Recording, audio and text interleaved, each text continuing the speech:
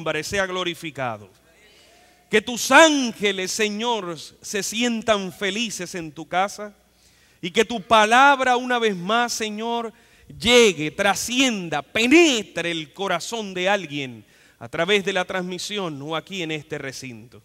Te agradezco mucho, Señor, por aguantar las naves en el aire, ayer en la madrugada, hoy en la tarde, por darme la oportunidad de presentar tu palabra a los jóvenes durante esta mañana allá en Albuquerque, New México. Gracias, Señor, porque hoy me has traído de vuelta a esta tu casa para continuar proclamando tu palabra. Que hoy alguien pueda decirle que sí a Jesús, porque vale la pena seguirle y obedecerle. Bendice tu palabra y asiste con tu espíritu a tu siervo obediente sobre este altar. En el nombre y por la sangre de Jesús, y los que creemos decimos amén, amén. Pueden sentarse, mis queridos hermanos, y lógicamente hágale saber al que está a su lado: he venido a recibir bendición. Que el Señor guarde nuestros levitas, los jóvenes y señoritas que elevan hermosas alabanzas. ¿Verdad que esas alabanzas alimentan el alma, hermanos? Alimenta el alma. Quisiéramos estar aquí cantando toda la noche, pero por la gracia de Dios estos himnos selectos han traído mucha alegría a cada uno de nosotros. Para todos aquellos que nos ven, qué alegría saber que ustedes están en conexión con nosotros y nosotros con ustedes por la magia de la tecnología. Pero el Espíritu de Dios va a hablar hoy a tu corazón. El Espíritu de Dios una vez más te va a invitar a leer, a escuchar, y ojalá que puedas guardar su palabra para que, como dice el libro del Apocalipsis, seas bienaventurado al escuchar, leer y mantener esa palabra de Dios en vuestro corazón. Le doy gracias al Señor porque me dio la oportunidad de levantarme esta mañana y de tener un hermoso grupo de jóvenes para poderles hablar acerca de Jesús. Qué bendición es saber que los jóvenes aman a Jesús. Y qué bendición es saber que la iglesia tiene jóvenes.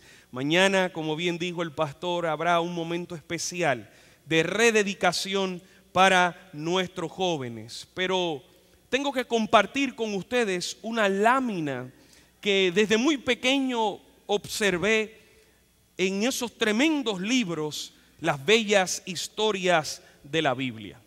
Esta lámina trasciende a la década de los 60. Muchos niños en muchos lugares vieron esta lámina que estoy mostrándoles a cada uno de ustedes, donde se decía que el hogar era un lugar o es un lugar de refugio. ¿Y qué otra cosa es el hogar? Y de seguridad. Hogar, casa y familia. Una familia sin casa no es un hogar. Dicen los que ponen significado a las palabras, que el hogar, es una casa que tiene una familia. Y hoy día existen muchas casas sin familia.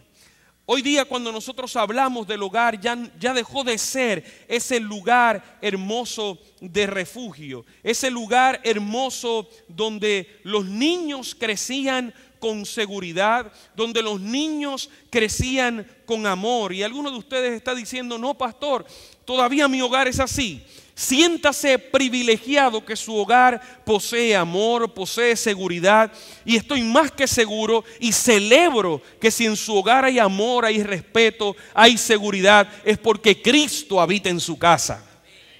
Pero hoy por hoy, mis queridos hermanos, los hogares de este siglo, el siglo XXI, son por lo general un campo de batalla. Hoy por hoy las casas viven vacías, sin respeto, sin amor. Hoy las familias se entrelazan en golpes, gritos, abusos y maltratos.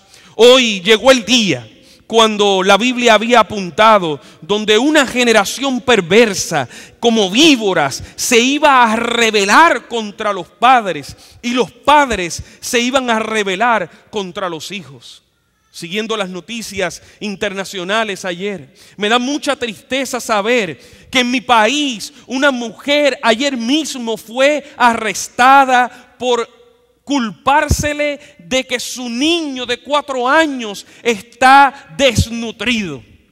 Como en un país donde hay comida, donde hay oportunidad para adquirirla, hay un niño desnutrido. La justicia está marcando a esta mujer como un intento de asesinar al niño.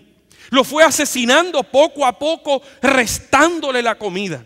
No quería matarlo, pero decidió que el niño muriese de hambre. ¿Cómo una madre va a hacer eso?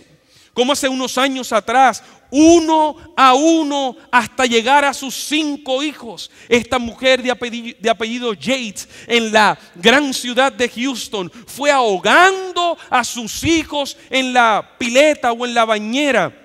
1 a 1, ¿cómo una madre hace eso? Como un padre, por los celos y la rabia y la angustia, lanza balas matando a su familia, matando a su esposa, y en la desesperación levanta el arma, la pone en su sien y se lanza un disparo. Esos son los días que tú y yo estamos viviendo. Estamos viviendo días tan críticos, estamos viviendo días tan difíciles, estamos viviendo días tan oscuros que aún, dicen los psicólogos, nos hemos habituado a ver desgracias. Y más de uno de nosotros ha llegado a decir, bueno, hoy en las noticias no ocurrió absolutamente nada. Porque no mencionaron el asesinato múltiple. Porque no mencionaron a un hombre colgado de una soga después de haberse desesperado. Porque su matrimonio no tenía solución. Cuando vemos hoy la familia, la hemos visto ya con la realidad no de aquella lámina que impresionó mi corazón. Donde decía que era un refugio. Hoy día las familias no tienen tiempo ni para sentarse.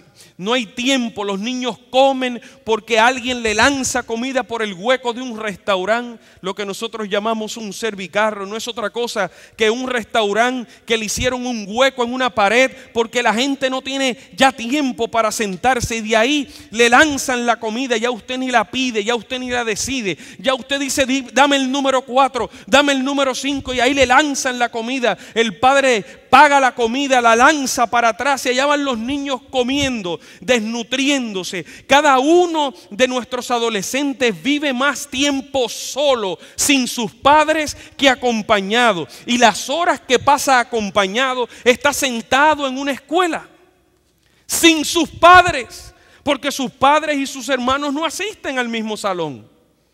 La realidad, mis queridos hermanos, es que las familias están destruidas. Una madre se encuentra en su estricta posición, un padre en su estricta posición, y los niños en el medio. Sin saber, sin poder decidir, sufriendo de gritos, de golpes, de inseguridades. Es impresionante lo que estamos viviendo. Necesitamos abrir nuestros ojos y darnos cuenta que la gente no tiene ya tiempo ni de inclusive salir en la mañana a un trabajo normal. Los trabajos se han metido dentro de las casas y la gente trabaja inclusive desde las casas. Las personas, al trabajar desde sus propias casas, le han restado tiempo de crianza, de calidad a sus hijos. Nos damos cuenta que millones hacen sus compras desde sus casas. Están buscando sus propios deleites. Y si abrimos la puerta del hogar normal de este tiempo, más de uno de nosotros ha tenido que sufrir alguna de las características efímeras o generales que he mencionado en esta hora. Más de uno de nosotros no ha tenido tiempo. Más de uno de nosotros hemos discutido. Más de uno de nosotros hemos perdido la paciencia. Porque parece ya que la familia ha dejado de existir. ¿Quiénes crían los niños? Las máquinas. El 89% de la relación de un jovencito de menos de 18 años es con un aparato, dicen los expertos. Con una computadora, un device, algo tiene en la mano con lo cual se comunica. Yo tengo 2 hijos de 14 años. Y algo que he tratado de procurar en las reuniones familiares es lo mismo que me regalaron mis padres a mí. Y es sentir el gozo y la satisfacción de llegar a una reunión familiar y hablar con la tía, de 60, 70 años. Sentarse y preguntarle al abuelo, sentarse y preguntarle a un primo mayor, cuéntame una historia de tu escuela, porque se ha perdido aún que nuestros hijos conversen con las generaciones anteriores. Los aparatos han llegado a ser el diario vivir de nuestros niños. La violencia y el sexo excesivo en la televisión y en la internet, más la ausencia total de la moral, invaden cada uno de nuestros hogares. Hoy los jóvenes adultos dicen, no, yo no me quiero comprometer. Conmigo no cuenten, yo no me voy a casar. Eso es mucha responsabilidad. Yo voy a tener que ceder demasiado. Y si la gente no se casa, no van a haber familias. Así que parece que poco a poco se ha venido desboronando la realidad de la familia. La avaricia de las grandes corporaciones ha presentado un mensaje de que alguien es feliz cuando tiene mucho. La violencia en las escuelas, ¿para qué decirle? Más de un episodio en esta gran nación. Una nación que cree en la seguridad, una nación que cree en el orden, una nación que cree en la organización. Han entrado con armas largas y han asesinado 37 estudiantes universitarios en un solo día, tronchando su vida, tronchando sus sueños. En la ciudad de Miami, hace unos años atrás, un joven en una trifulca o en una pelea asesinó a su mejor amigo en el baño. Pero hace unos meses atrás se filmó cuando una señorita con una arma punzante se le enterraba varias veces en la espalda de su compañero. Alguien tuvo que tener la insensibilidad de mantener un teléfono grabando un asesinato. Estamos viviendo en tiempos, hermanos, donde nos hemos atrevido a decir que la juventud está perdida, pero no nos atrevemos a decir que hemos perdido la responsabilidad de dirigirla. La realidad, mis queridos hermanos, es que los jóvenes cada día pierden más tiempo y más tiempo siendo observadores en vez de ejecutores. Ahí están consumiendo y consumiendo sin fin de basura que llega a su mente y que va poco a poco. Noten bien esto. Cuando uno se sienta frente al televisor, los miembros de la familia dejan de reunirse como solían hacerlo. El vínculo familiar se debilita y se necesita mucho, ¿qué dice aquí? ¿Y qué otra cosa? Y fe para restaurar el concepto de la familia en la mente de las personas. La realidad, hermanos queridos, es que yo me atrevo a decir que hoy día la familia está unida.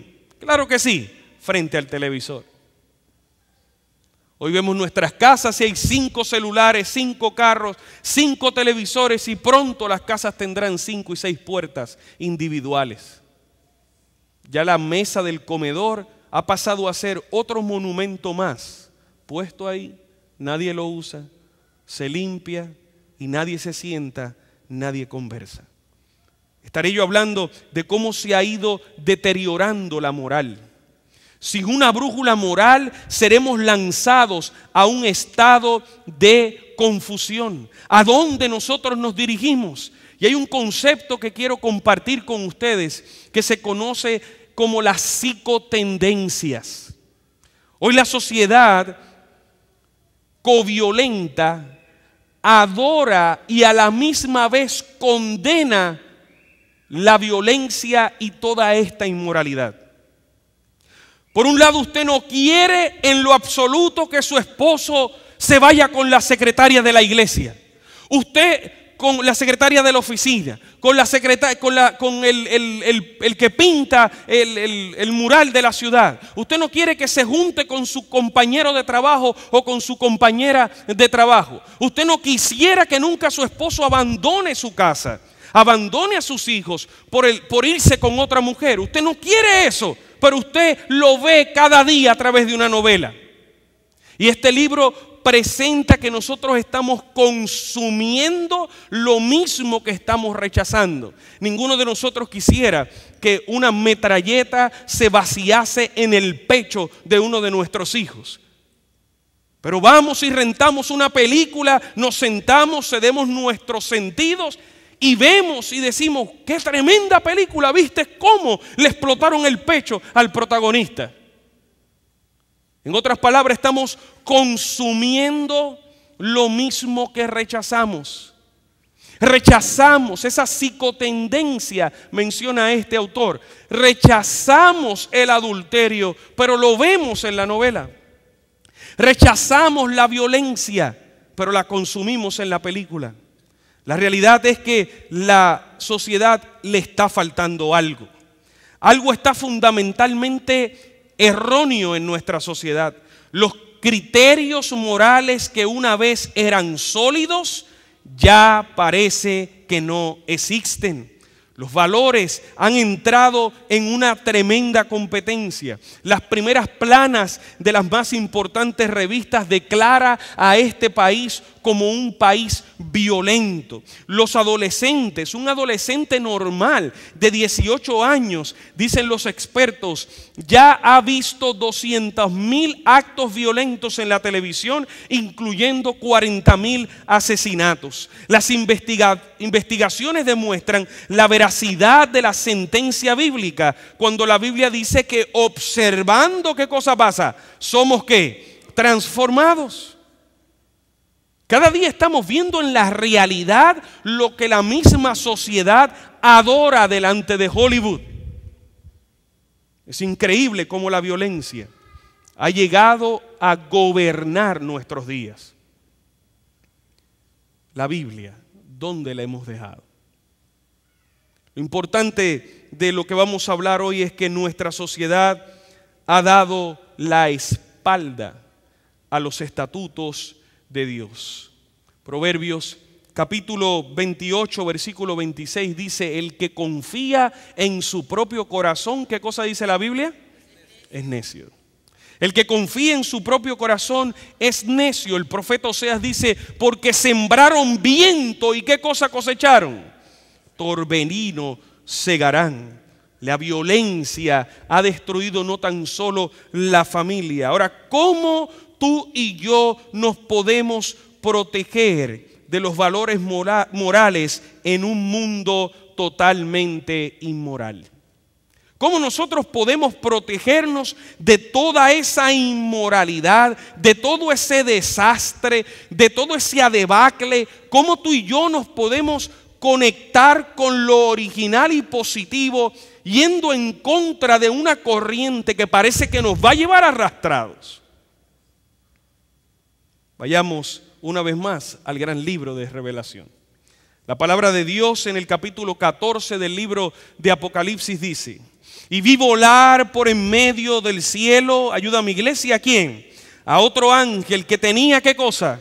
El evangelio eterno para predicarlo a los moradores de la tierra, a toda nación, tribu, lengua y pueblo.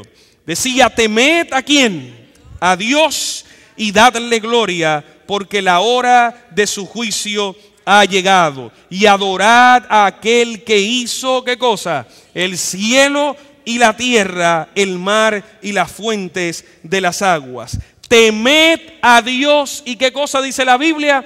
Y dadle gloria. Esa es la clave de poder vivir tú y yo en contra de una corriente que parece que nos va a llevar.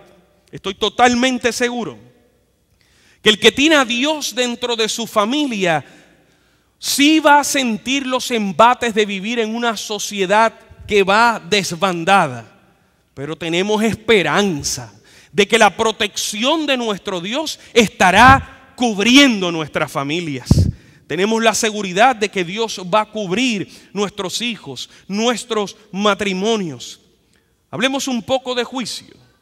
Un juicio implica responsabilidad y elecciones morales. Cuando usted ve una persona que cometió un error, usted tiene que solicitarle al adicto responsabilidad. El juicio le dice al adicto, tú necesitas ser responsable con tu cuerpo y con tus actos. Cuando nosotros vemos el adicto no nos puede dar la excusa de que, bueno, mi papá era adicto y el juez le va a decir, bueno, ya entendí, como tu papá era un adicto, entonces tú también saliste adicto, no hay ningún problema, adelante. No, cada acción representa una responsabilidad que hay que asumir.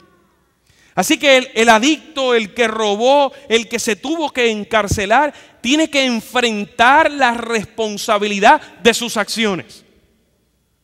Por obra y gracia, nosotros no vamos a ver los resultados de la bendición de ser obedientes.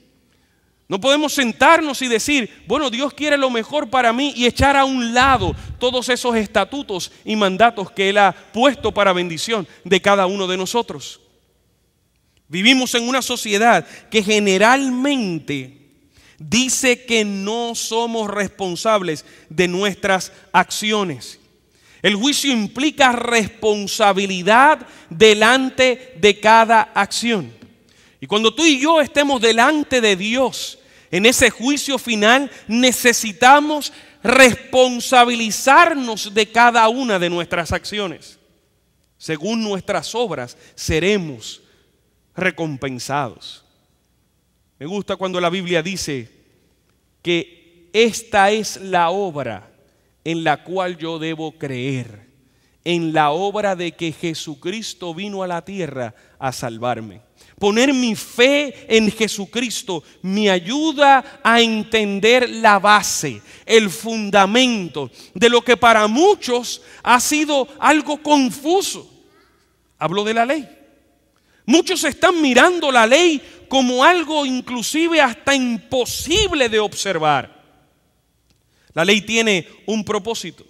La ley de Dios es la base de la moralidad y del criterio judicial. Santiago capítulo 2, versículo 12 dice, así hablad y así haced, como los que habéis de ser juzgados, debo decir, por la ley de la libertad. Allí dice qué cosa, no qué, en la ley, no qué, lógico, porque nosotros hemos entendido que Dios le ha dado valor a la vida. Allí dice no matarás, porque Dios le da qué cosa, valor a la vida. Allí dice no cometerás adulterio en la ley de Dios. ¿Por qué? Porque Dios le da valor a la familia.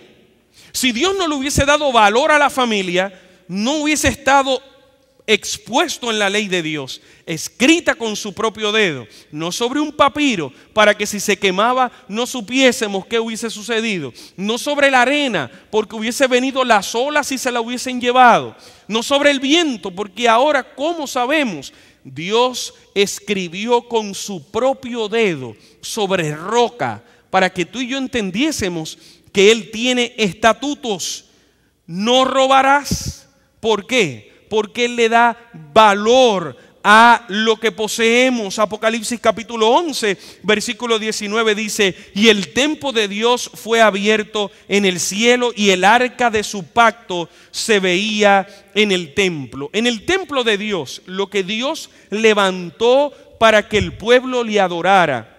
En el templo, lo que evidenciaba que Dios estaba presente. Y me haréis un santuario para que el pueblo sepa, mientras mire ese santuario, que yo, ¿qué cosa dice la Biblia? Habitaré entre ellos. Pero dentro del templo estaba el arca, y dentro del arca estaban las dos tablas que Moisés había recibido. El arca del pacto de Dios contiene dentro de ese gran e importante mueble la ley de Dios. Había maná, estaba la vara inclusive de Moisés. La ley de Dios es el fundamento del gobierno de Dios. ¿Usted quiere saber cómo es que Dios dirige? Observe usted la ley de Dios. Mire usted la ley de Dios. Nota bien esto. El juicio y la ley son parte de ¿qué cosa dice aquí? Del evangelio. Y alguien dirá, ¿cómo? ¿Cómo es que la ley y el juicio es parte de las buenas nuevas. Tengo una pregunta para ti. ¿Por qué Dios envió a su Hijo a sufrir la muerte cruel si todo lo que necesitaba hacer era cambiar la ley como por arte de magia? Si eso hubiese pasado, mi querido hermano, estuviésemos hablando de un Dios bien injusto. No estuviésemos creyendo lo que el libro dice, que Dios es un Dios inmutable. La ley habla de su carácter. La ley habla de lo que es Dios en su esencia. La ley dice cuál es el carácter absoluto de Dios. Primera de Juan capítulo 3 versículo 4 dice: todo aquel que comete, ¿qué cosa? Pecado, infringe también la ley, pues el pecado, ¿qué cosa es? Infracción de la ley. El pecado, mi querido amigo, es violar la ley de Dios. ¿Y cómo usted llega a pecar? Usted y yo llegamos a pecar porque estamos separados de Dios. Y alguien separado de Dios, déjeme avisarle que le va a ser bien fácil abandonar su esposa y adulterar con otra. Alguien separado de Dios le va a ser bien fácil robarle a Dios lo que a Dios le pertenece. Me refiero a sus diezmos, a sus ofrendas, y le quita también lo del vecino. Porque alguien separado de Dios está viviendo en pecado. Y las características se van a ver en la corrupción y en la abolición del cumplimiento de Dios a través de la ley. Dios dice que lo amemos a Él, y como está separado de Dios, no lo ama. Dios dice que seamos fieles, no seamos adúlteros, y separados de Dios, a eso se dedica. Dios dice que no levantemos un falso testimonio, que no codiciemos la mujer de nuestro vecino, y eso no nos interesa. Estamos viviendo separados de Dios. Dios dice que nos acordemos de Él durante toda nuestra vida, porque Dios no dice que nos acordemos solamente 24 horas a lo que se llama el día sábado o el día santo. El judío vivía soñando con que llegara el sábado. Él no le tenía días a la semana como tú y yo le tenemos, martes, miércoles, jueves. Él decía 4 días antes del sábado, 2 días antes del sábado. El cuarto mandamiento es una invitación a tener un estilo de vida. Que el martes en la mañana, cuando nos levantemos, podamos decir: se está acercando el sábado, voy a poder adorar a Dios en el día de reposo. El jueves falta poco para el gran día de encontrarme con Dios. No esa desconexión de bueno, llegó el sábado, y la tremenda desconexión de que cuando el sol cae ya ni existe Dios para nosotros.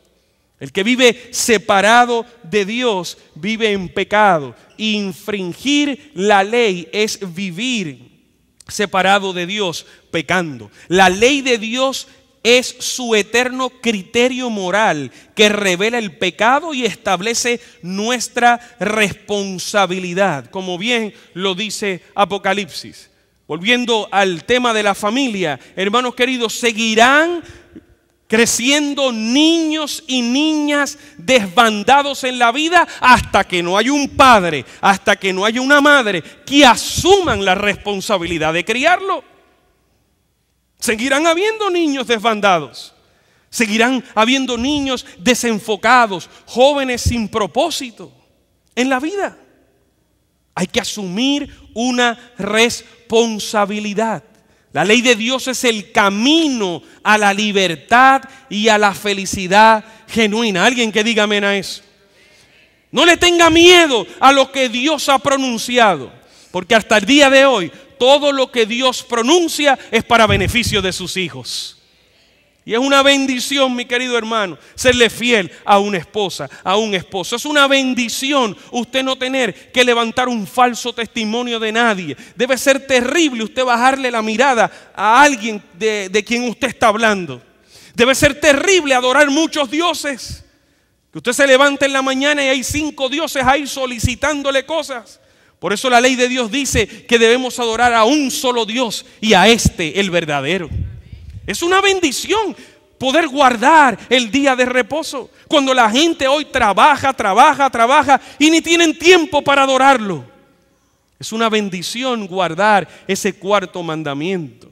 Es una bendición, hermano querido. La ley de Dios es ese camino. El amor, solamente el amor nos conduce a obedecer.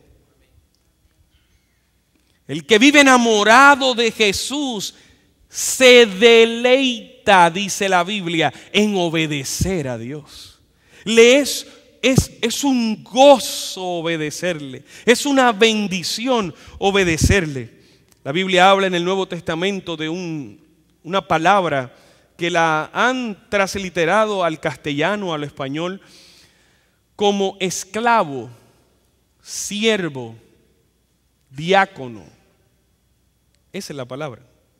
En el original griego, diáconos, se escucha así. Lo han transliterado en su significado en el castellano a siervo. Pero hay una palabra en el original griego que se pronuncia de esta forma: dulos. Y en muchas versiones se le pone a esa palabra original como siervo, pero no es un simple siervo. El dulos era el niño que nacía de padres esclavos. Su papá, su mamá trabajaban para un hombre o una empresa, por así decirlo. Eran esclavos, él tenía la responsabilidad de servirle al amo. Así que vivía en la casa, dice la historia y el contexto histórico, le daba de comer, le daba un lugar para vivir, pero estaba 100% a disposición del amo. Un día ese hombre, esa mujer, tuvieron un bebé. El bebé nació en esclavitud. Cuando la Biblia usa la palabra dulos, se refiere a ese bebé que nació en esclavitud. Pero noten bien, ustedes dirán, pobrecito niño, nació en esclavitud, pobrecito, está totalmente desgraciado ese nene. Su papá un esclavo, la mamá una esclava y el pobre niñito también le tocó ser un esclavo. Cuando la Biblia pronuncia la palabra dulos y nos enseña que es ese niñito que nació de papá y de mamá esclavo, también nota la historia que el papá y la mamá le enseñaban a ese niñito, ¿sabes qué? Gracias a nuestro amo, gracias al Señor de esta casa tenemos que comer. Gracias al Señor de esta casa tenemos donde dormir. Y ese niñito empezaba a servir en la casa por amor. Él no conocía ninguna otra cosa. Él lo que conocía era servirle al amo de la casa. Él no conocía ninguna otra casa. Él había crecido en la esclavitud. Él había nacido en la esclavitud. Él había sido concebido en la esclavitud. Esa es la palabra clave que usa Pablo. Cuando Pablo dice, Pablo, siervo de Jesucristo, en el original dice Pablo, dulos de Jesucristo. Lo que hago por Jesucristo, lo hago por amor. Lo que obedezco de parte de Dios, lo hago por amor. No me pesa, igual que el niñito. El niñito no le pesaba brillarle los zapatos, por decir algo, del amo. Al niñito no le pesaba cargar los sacos de trigo. Lo hacía por amor. Esa era la historia. Interesante, Dios nos está invitando a que no olvidemos sus hermosas palabras. Si me amáis, ¿qué cosa? Guardad mis mandamientos. Yo obedezco a Dios no para ser salvo, sino porque soy salvo. Obedezco a Dios. Y no hay mayor alegría para un ser humano que recibir la redención. ¿No es así? Saber que la culpa, la responsabilidad, el que la hizo mal fui yo y un inocente se dio en mi favor. Y Él se entregó su sangre para que yo recibiera ese regalo de gracia. Porque somos salvos por gracia. Esto no por obras, sino es un ¿qué? Dice la Biblia, un don, un regalo que Dios nos ha dado. El que vive entendiendo eso, vive enamorado del que le rescató la vida. Y si usted vive enamorado del que le rescató la vida, usted va a encontrar la bendición de obedecer su santa ley. Cuando usted entiende que la ley pesa, molesta y agrede, dice la Biblia que vuestros mandamientos no son agravio, no son pesados, no nos traen, no nos frustran. ¿Saben por qué? Porque cuando usted siente que obedecer a Dios le frustra, le lastima, usted está lejos de Dios.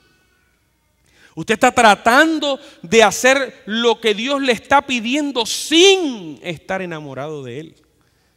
Jesús bien lo dijo: si me amáis, guardad mis mandamientos. Primera de Juan capítulo 2, versículo 3 y 4 dice: y en esto sabemos que nosotros le conocemos. ¿Y qué cosa? Si guardamos sus mandamientos. El que dice yo le conozco y no guarda sus mandamientos, el tal, dice la Biblia, es un mentiroso y la verdad no está en él. Nota esto: la gracia y la ley no son ideas contradictorias. La ley no está alando para un lado y la gracia está alando para el otro. ¿Qué papel, debo preguntar yo, desempeña la ley de Dios? El mismo libro de Romanos nos los contesta, Romanos 3:20. Por medio de la ley es el conocimiento ¿de qué? Del pecado. Si quitamos la ley, en otras palabras, entonces no hay pecado. Porque Romanos dice: porque yo conocí el pecado, sino por la ley. Porque tampoco conociera la codicia si la ley no dijera, ¿qué cosa? Entonces, la ley tiene una función. Y la función que tiene la ley es señalarme dónde yo ando mal. Y cuando me señala la ley, me señala simplemente porque me estoy parando frente al carácter de Dios. Y Dios es puro, yo soy impuro. Dios es pulcro, yo soy sucio. Dios es fiel, yo soy infiel.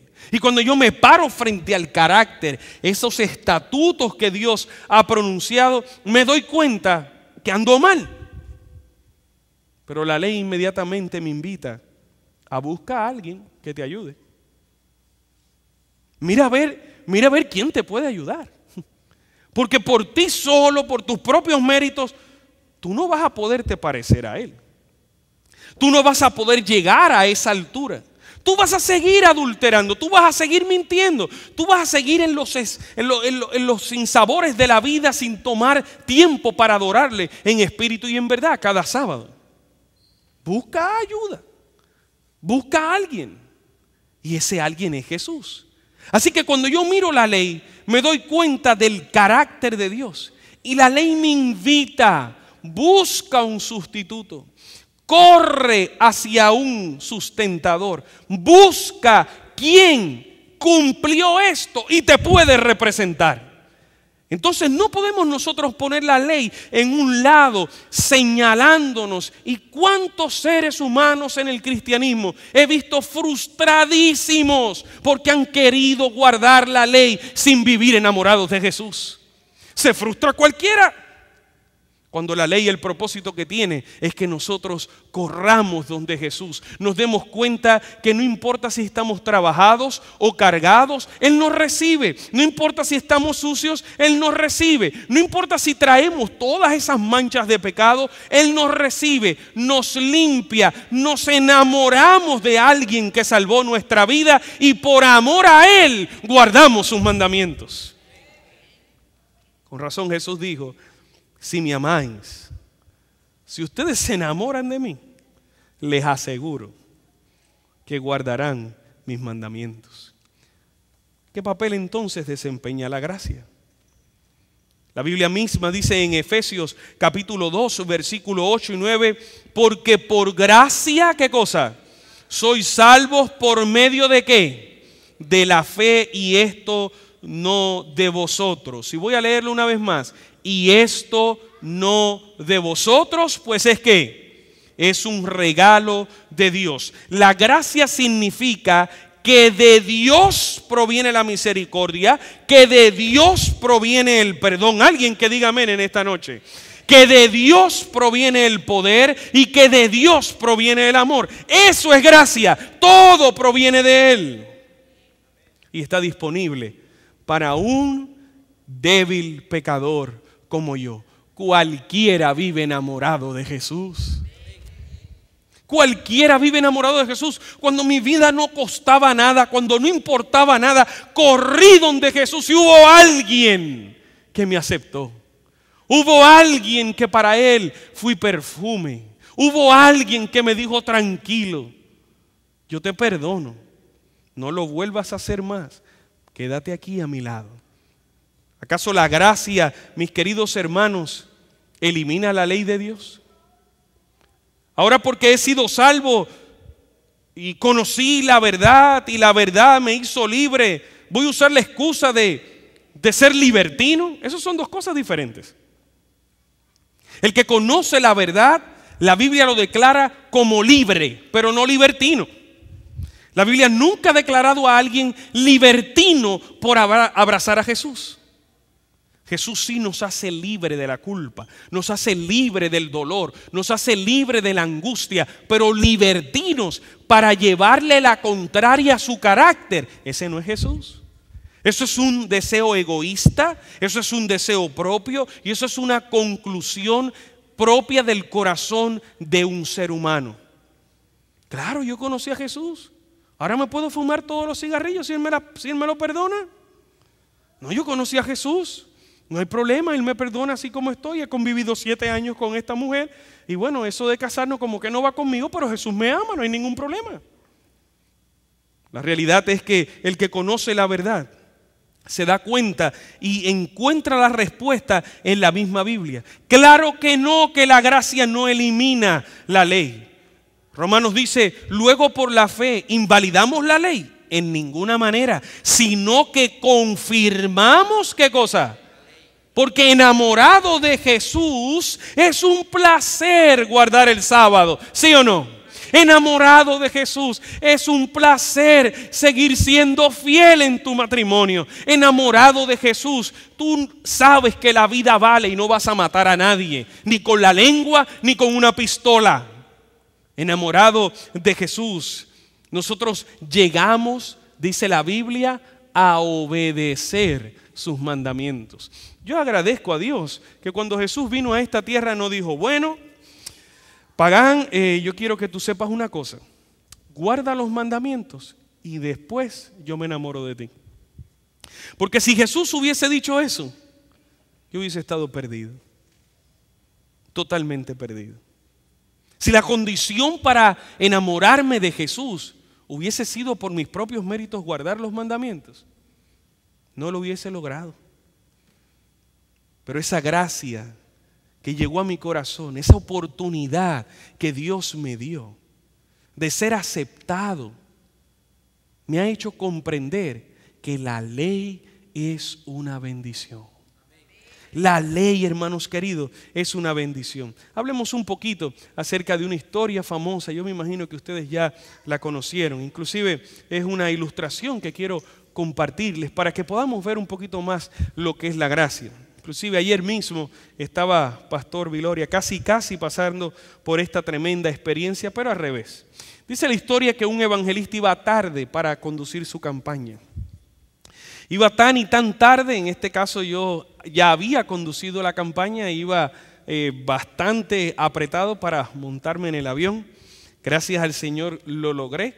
Los ángeles me protegieron, le pasé por el lado a 2 accidentes mayores en la 635 y agradezco al Señor y le suplico al Señor que proteja a esas personas, pero también me protegió a mí, pudimos llegar. Él sabía que el propósito era especial.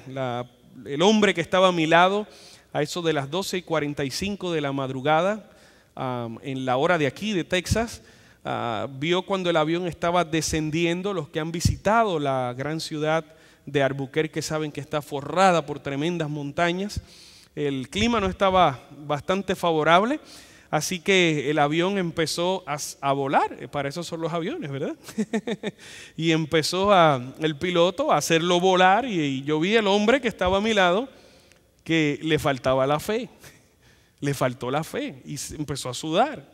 A un momento dado ya lo miré a la cara y él me dijo, ¿y por qué usted está tan tranquilo? Esto parece que se va a caer. Y yo le dije, no se va a caer, tenemos que aterrizar. Yo mañana tengo que predicarle a unos jóvenes allá abajo, así que tranquilo, esto no se va a caer. Y el hombre me miró como que, y a eso es lo que viene este muchacho, a predicar. Yo no sé si se tranquilizó, pero no me quitó la mirada. Después que el avión aterrizó y yo salí con mi maleta, no me quitaba la mirada. Pero esa era la realidad, el avión no se iba a caer. Yo tenía que predicarle a esos jóvenes esta mañana, pero eso es la fe y la seguridad que el Señor da, hermanos queridos. Y de verdad que era interesante porque usted veía las montañas cerquitas, las veía más lejos, las veía cerquitas, pero gracias a Dios que los aviones vuelan. Entonces, dice la historia que este evangelista iba tarde y bueno, finalmente en una zona de 65 millas por hora, la policía lo detuvo. Y cuando la policía lo detuvo a unas 72 millas por hora. El policía gentilmente usó el protocolo, le dio los buenos días, le suplicó por la licencia, el seguro del carro. Y el policía le entregó la licencia, le entregó el seguro del carro. El policía fue, escribió el boleto que el pastor evangelista se merecía por el error que había cometido. Regresó a la ventana y el pastor le dijo al policía: yo sé que lo hice mal. Yo sé que venía en una zona de 65 a 72 millas por hora. Pero fíjese que usted y yo trabajamos para las mismas personas. Y el policía se le quedó mirando y dijo: bueno, este es un predicador, parece.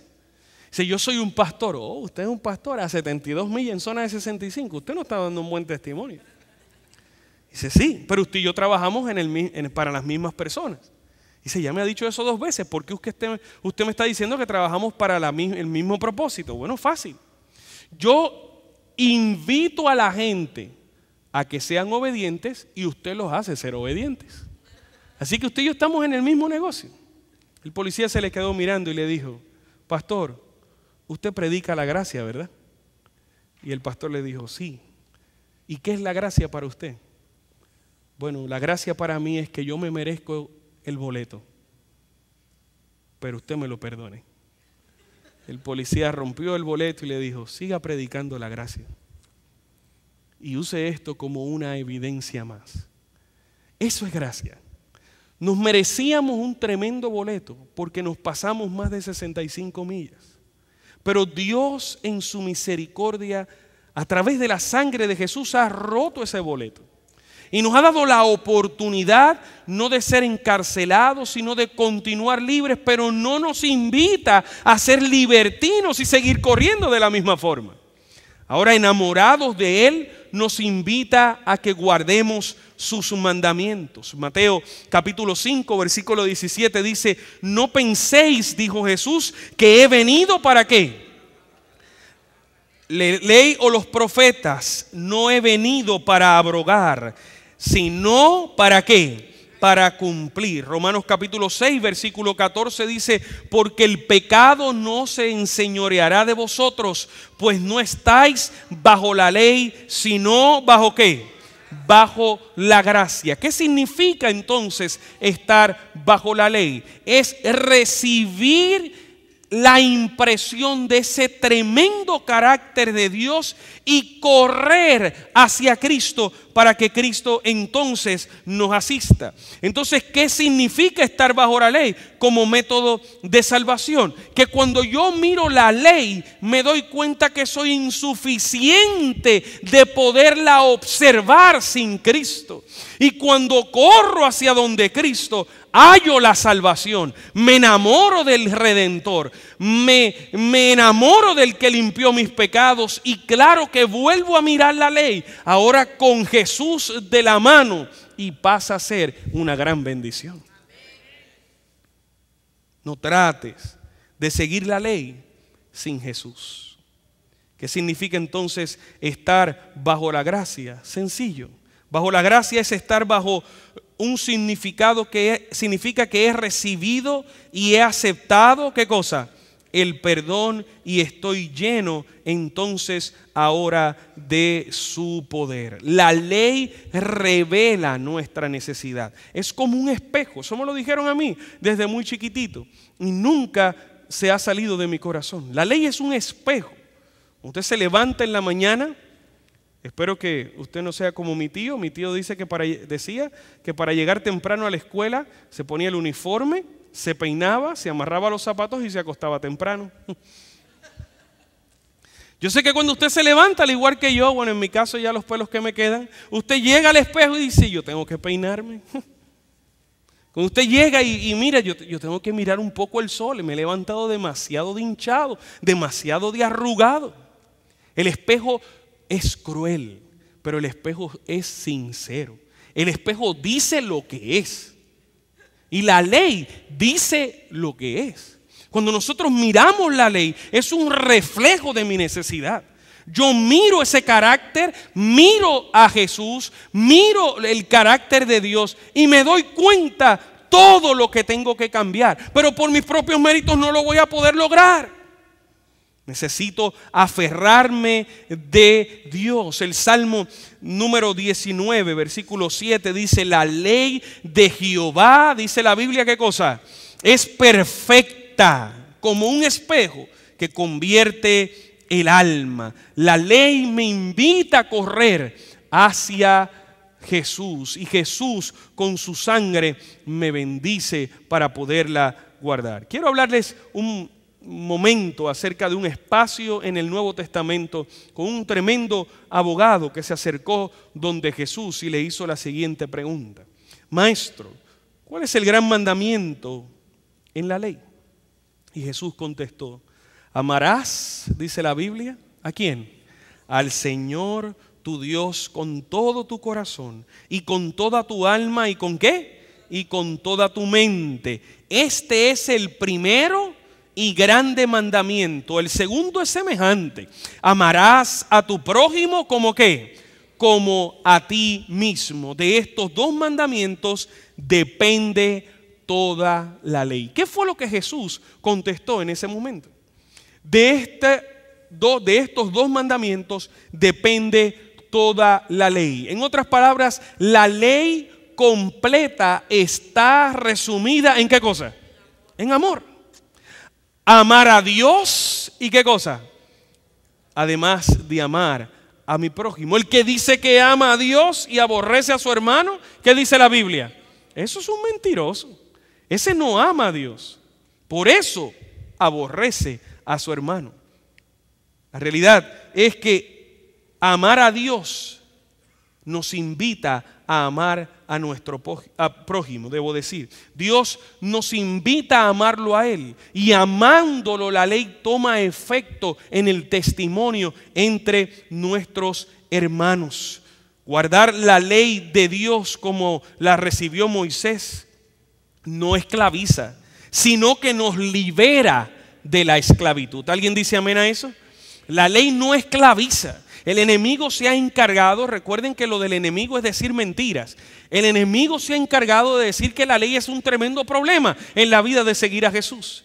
De aquellos que seguimos a Jesús, la ley es un tremendo problema y ha enredado a multitudes aún en un cristianismo falso y en un cristianismo barato que no presenta la realidad del carácter genuino de Dios. Dios dijo que se obedece la ley, Dios dijo que nos enamoráramos de Él para obedecerla. Dios estableció un día, y en ese cristianismo frágil vamos a adorar a Dios a cualquier día.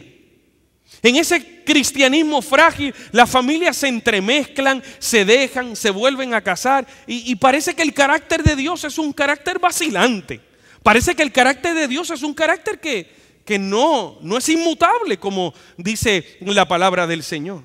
El enemigo se ha encargado aún de lanzar mensajes que oprimen el fundamento genuino de la ley de Dios. Éxodo capítulo 20, versículo 2. Comienza diciendo: yo soy Jehová, como dice la Biblia, tu Dios, que te saqué de Egipto, de tierra de Egipto, de casa de servidumbre. La ley comienza declarando a Dios como mi libertador.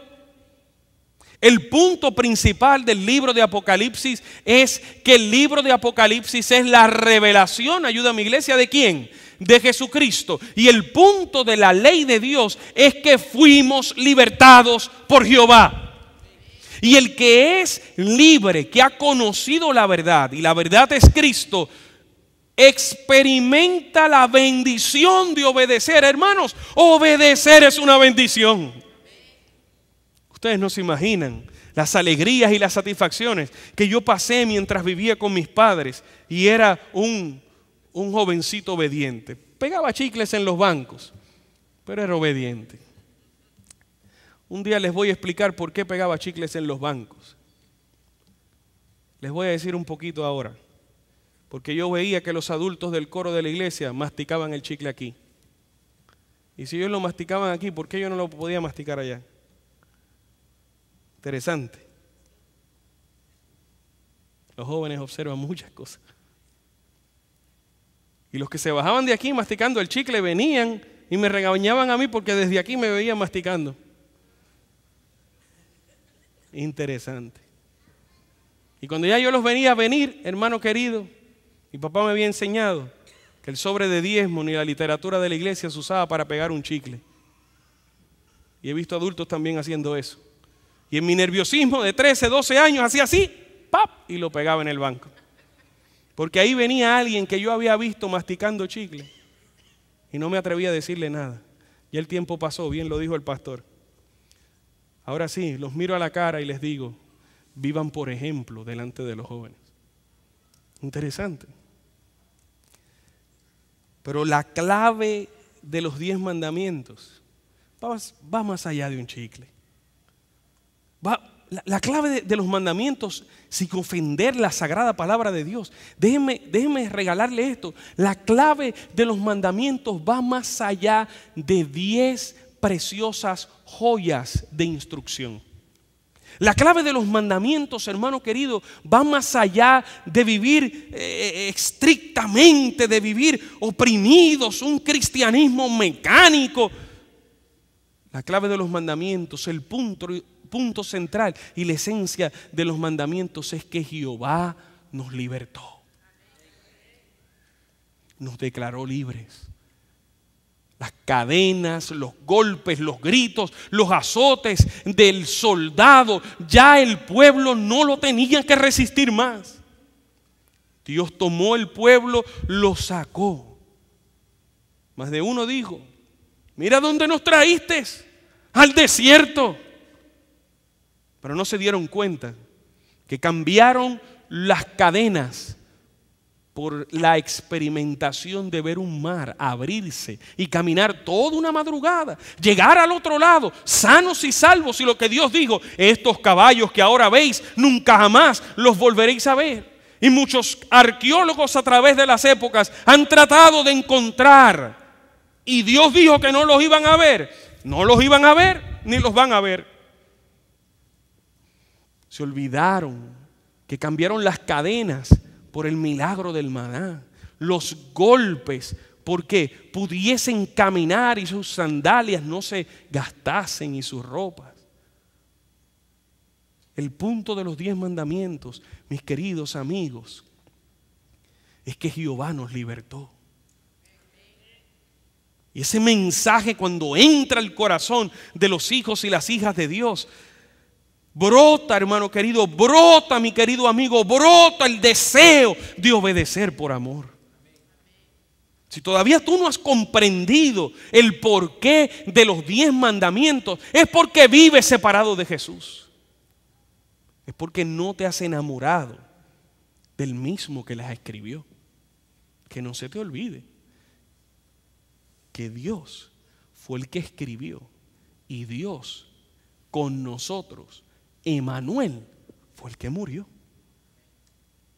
Que no se nos olvide eso. Los 10 mandamientos. La palabra de Dios dice, no tendrás dioses ajenos delante de mí. No te harás imagen ni semejanza. No tomarás el nombre de Jehová tu Dios en vano. Acuérdate del día de reposo para santificarlo. 6 días trabajarás y harás toda tu obra, mas el 7º día, ayuda a mi iglesia, ¿será qué cosa? En esto nosotros creemos. Honra a tu padre y a tu madre. No matarás. No cometerás adulterio. No hurtarás. No hablarás contra tu prójimo falso testimonio. No codiciarás.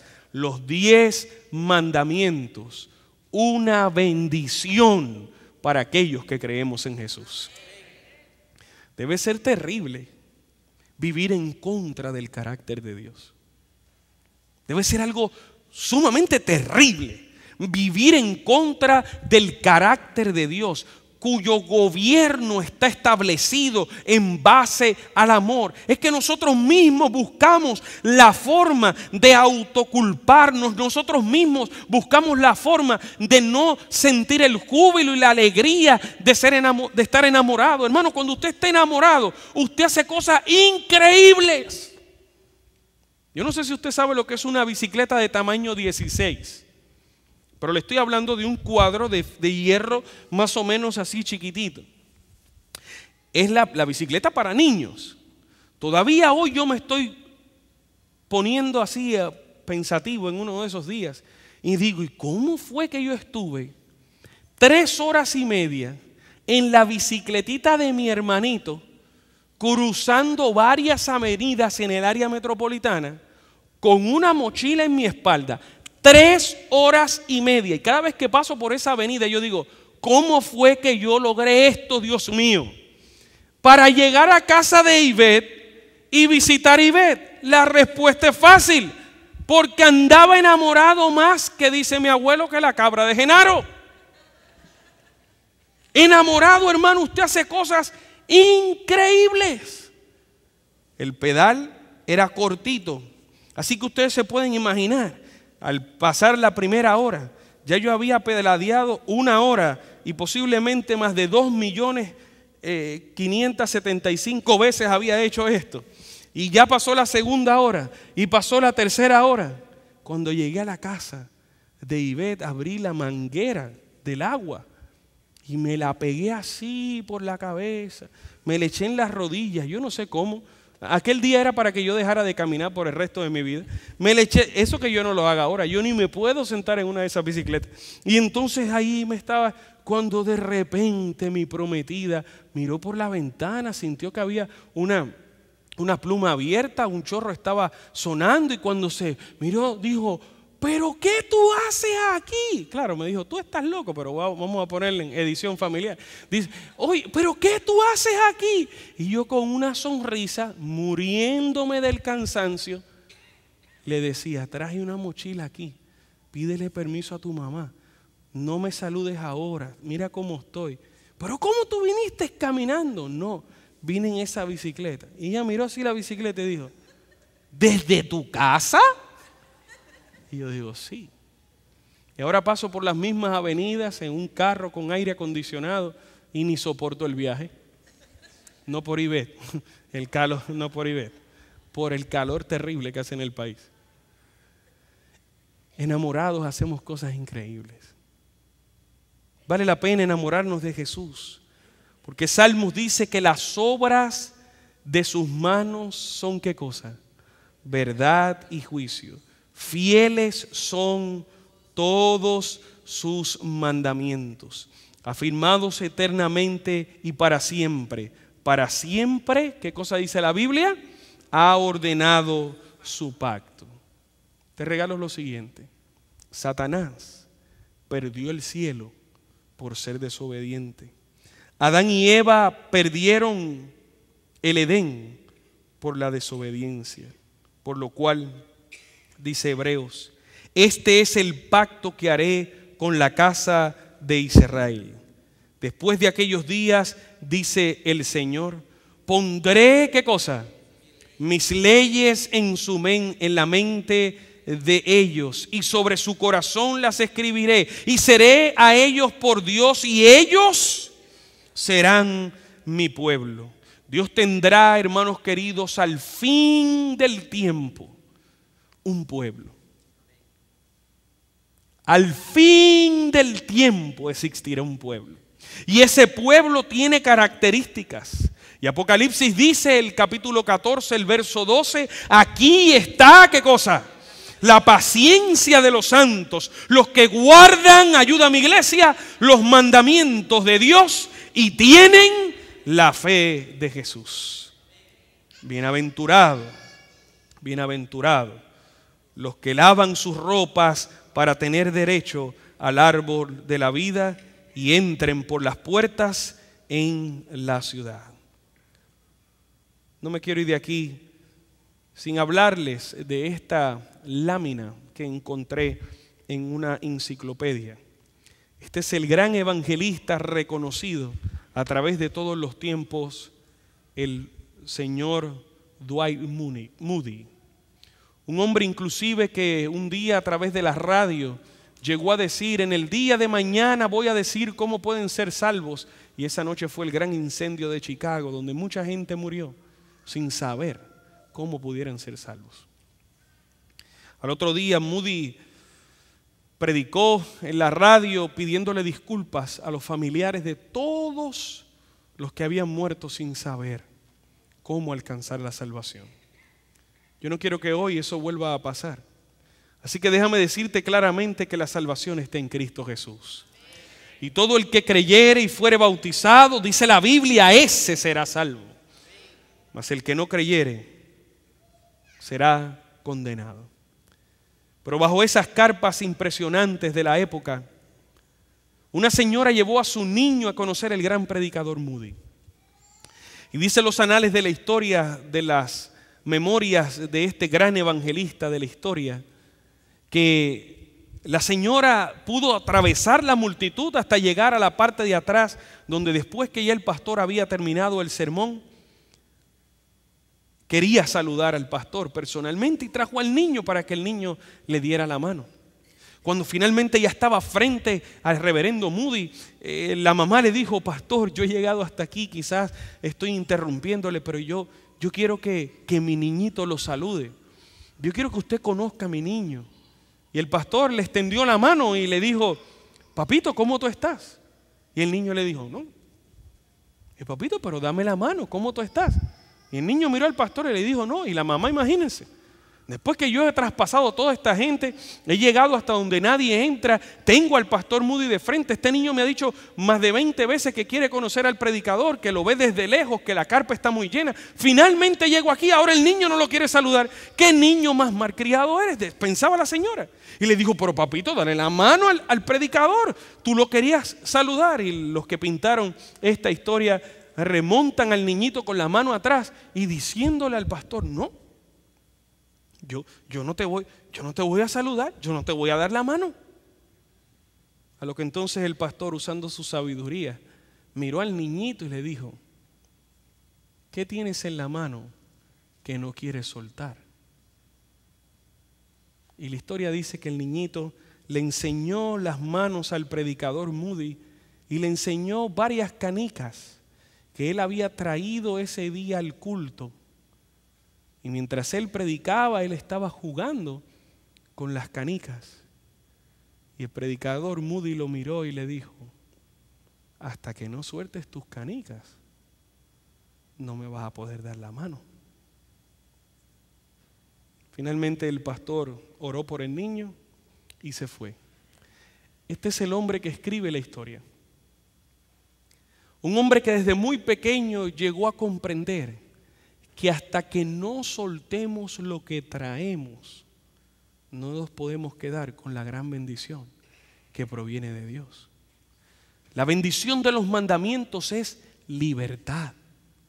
Jehová libertó al pueblo. ¿Tú quieres ser libre? Posiblemente hay algo dentro de tu mano, posiblemente dentro de tu corazón, pero hasta que no sueltes eso, la libertad no va a ser efectiva en tu corazón.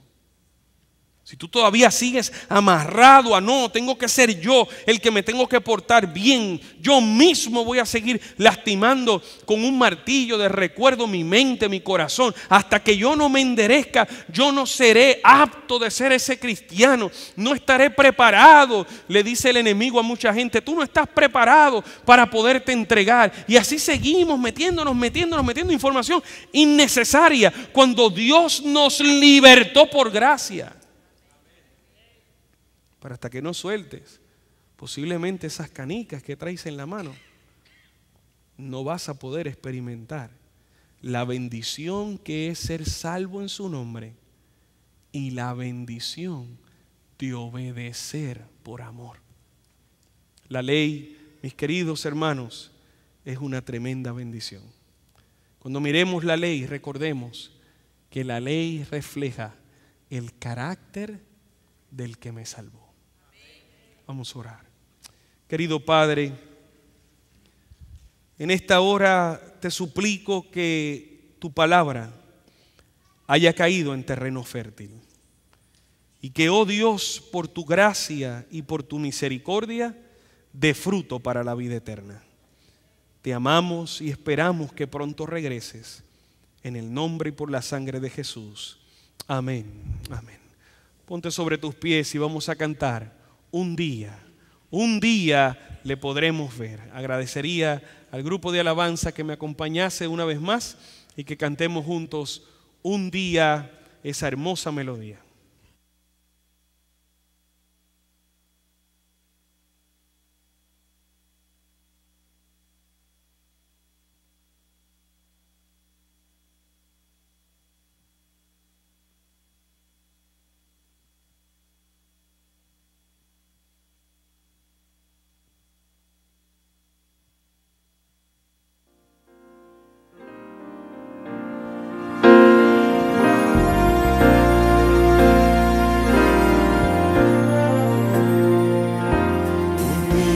Cielo sus glorias cantaba, un día que el mal imperaba más cruel. Jesús descendió y al nacer de una virgen nos dio por su vida en ejemplo tan fiel. Vino me amaba, muerto salvóme, en el sepulcro igual enterró, resucitado es mi justicia, un día Él viene, pues lo prometió. Un día llevaron del monte Calvario, un día clavaron sobre una cruz, sufriendo dolores y pena de muerte, expiando el pecado, salvóme Jesús. Vivo me amaba, muerto salvóme, y en el sepulcro igual enterró, resucitado es mi justicia, un día Él viene, pues lo prometió. Un día dejaron su cuerpo en el huerto, 3 días en paz, reposo de dolor, velaban los ángeles sobre el sepulcro, de mi única eterna esperanza el Señor. Vivo me amaba, muerto salvóme, y en el sepulcro igual enterró, resucitado es mi justicia, un día Él viene, pues lo prometió. Un día la tumba ocultarle no pudo, un día el ángel la piedra quitó, habiendo Jesús ya la muerte vencido, a estar con su Padre a su trono ascendió. Vivo me amaba, muerto salvóme, y en el sepulcro igual enterró, resucitado es mi justicia, un día Él viene, pues lo prometió.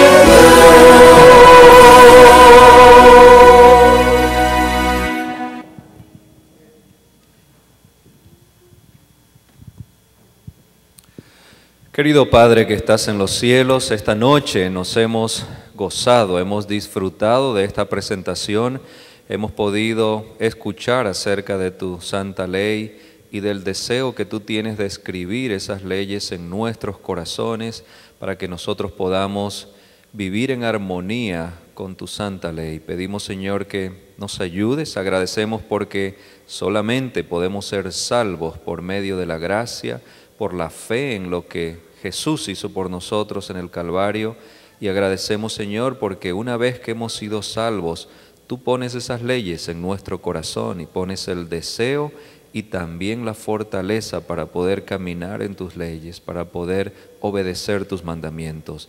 Acompáñanos ahora de vuelta a nuestros hogares, tráenos con bien mañana. De nuevo lo pedimos en nombre de Jesús. Amén.